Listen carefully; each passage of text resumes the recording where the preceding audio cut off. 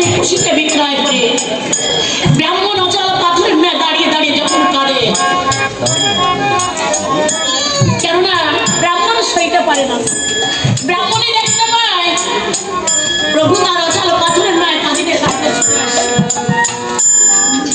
তাই ব্রাহ্মণী ডেকে ডেকে বলেছে, এদিকে খুশি আমার বড় দুটি ভাইকে রাধা কৃষ্ণ সাজিয়ে মনের আনন্দে সেই কৃষ্ণ খেলা খেলছে। খুশি তো জানে না তার বাবা তাকে বিক্রয় করেছে, আর খুশি মনের আনন্দে কৃষ্ণ খেলা করছে, তার চরণ পূজা করছে। তাই দাদাদেরকে ডেকে ডেকে বলেছে, দাদা আমি তো তোমাদের রাধা কৃষ্ণ সাজিয়ে তোমাদের চরণ পূজা করছি দাদা, কিন্তু আমি তো পূজা করতে পারছি না। কিন্তু পূজা করতে হলে যে অর্থের প্রয়োজন, আমরা তো দিনহীন কাঙাল, আমাদের কাছে কোনো অর্থ নেই।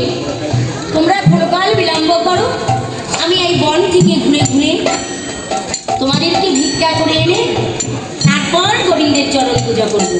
তাই কৃষ্ণ আমার কি করেছে, বড় দুটি কৃষ্ণ সাজিয়েছে, তাদের চরণ পূজা করবে। অর্থের জন্য আপনাদের দ্বারে দ্বারে যাচ্ছে, আপনারা যে যাহা পারেন তাদেরকে দান করবেন।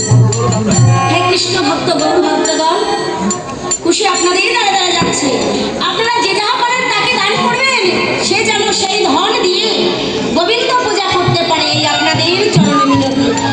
আমায় ভিক্ষা দাও হে কৃষ্ণ ভক্ত,